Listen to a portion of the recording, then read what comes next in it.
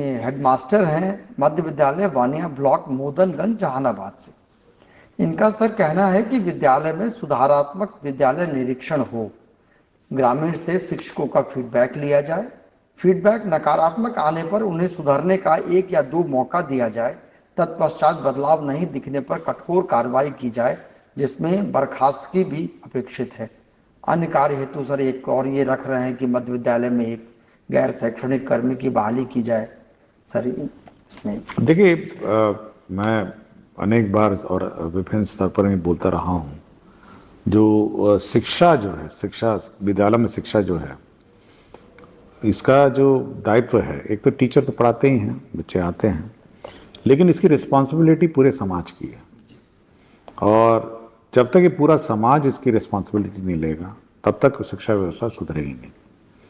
इसमें अभिभावक का बहुत बड़ा रोल है, साथ ही साथ जो पंचायती राज संस्थाएं हैं, मुखिया हैं, वार्ड सदस्य हैं, साथ ही साथ जो आंगनवाड़ी सेविका सहायिका और पूरे जितनी भी सरकारी तंत्र है पंचायतों में, इन सभी का दायित्व है कि विद्यालय में नज़र रखें और सभी प्रकार का नज़र रखें। देखें कि टीचर्स पढ़ा रहे हैं, नहीं पढ़ा रहे हैं, होमवर्क दिए जा रहे हैं, क्लासरूम हो रहा है, मिड डे मील हो रहा है, और सभी प्रकार के जो कार्य है उसमें बढ़ चढ़ के अपना योगदान दें। लेकिन अगर सब लोग ये सोच लेंगे कि नहीं, ये टीचर का ही काम है और हम तो हमारा काम नहीं है, तब इसके में सुधार बड़ा बहुत ही कठिन होगा।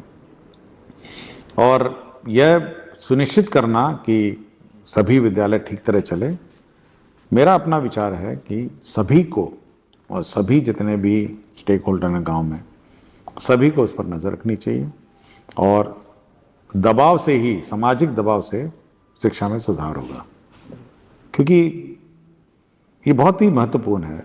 आज भी मैं देख रहा था, एक जगह मैं सुबह सुबह खड़ा होकर चाय पी रहा था, तो देखा एक छोटा सा लड़का वहाँ पे चाय की दुकान पे काम कर रहा था।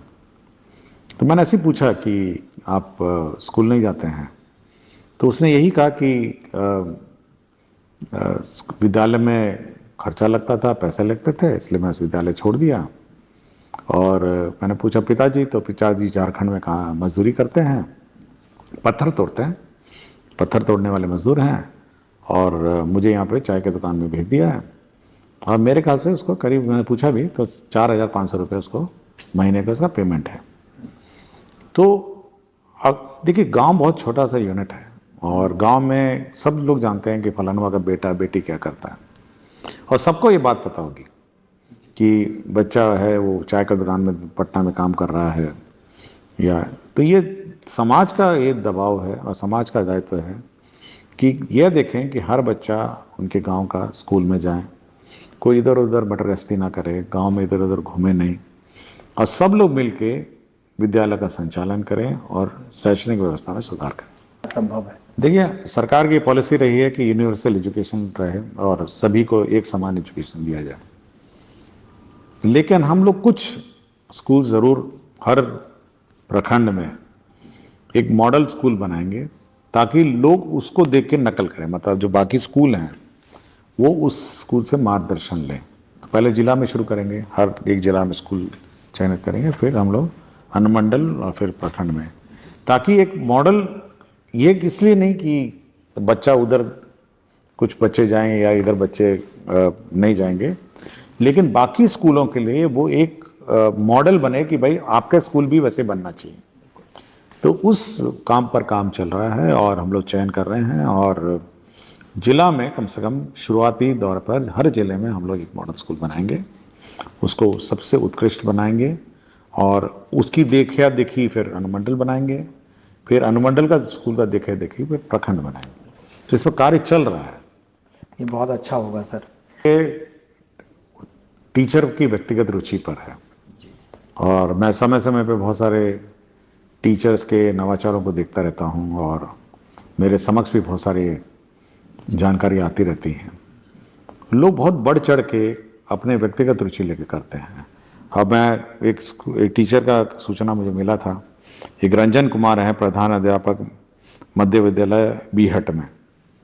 तो ये इतनी रुचि लिए हैं कि ये पहला 2018 में इन्होंने अपना पर्सनल लोन लेके एक स्कूल में टीवी लगाया, 2018 की बात सोचिए, उसने अपना पर्सनल लोन लेके टीवी लगाया कि हम स्कूल में स्मार्ट क्लास चलाएंगे। अब इस प्रकार का आप सोचिए नवाचार लोग करते हैं कि भाई अपनी रुचि लेके।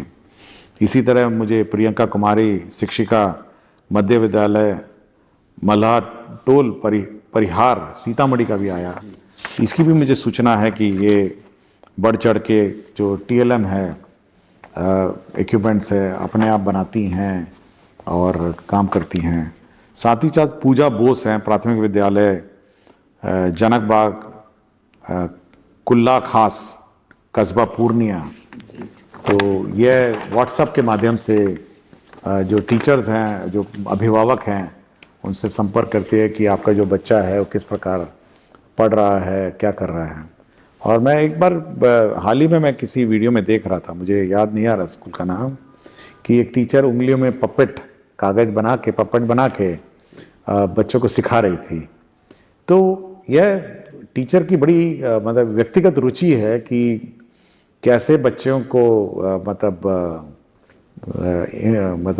अट्रैक्ट करे स्कूलों में, कैसे उसको कम्युनिकेट करे। ये बहुत टेक्निकल मैटर है, उचित उपयोग नहीं करते। देखिए सबसे पहला जो प्रश्न पूछा है कि जो सामग्री है, किताब है, पेंसिल है, कॉपी है, बैग है, इस बार हम लोग का यह उद्देश्य और टारगेट भी है कि 1 अप्रैल को जैसे ही आप लोग पहली क्लास में जाएंगे तो जैसे प्राइवेट स्कूल में बच्चे नए किताब नए सभी सामग्री के साथ जाते हैं, इस बार आपको सामग्री मिलेगी।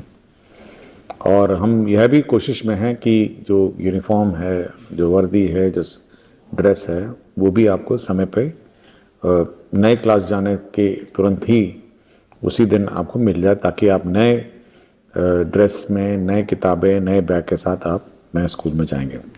तो ये हम लोग का उद्देश्य है और हम लोग का टारगेट है, और हम उम्मीद करते हैं कि आपको 1 अप्रैल 2025 में ये सब सामग्री उपलब्ध हो जाएगी। जहाँ तक आपने कंप्यूटर ज्ञान की बात की है, हम लोग 8वीं क्लास तक हम लोग कंसंट्रेट अभी कर रहे हैं, और जूनियर क्लासेस में थोड़ा हम लोग का अभी भी इंफ्रास्ट्रक्चर का इशू है, कंप्यूटर कहाँ लगाएंगे, क्या है, क्लासरूम्स का भी अभी अभाव है।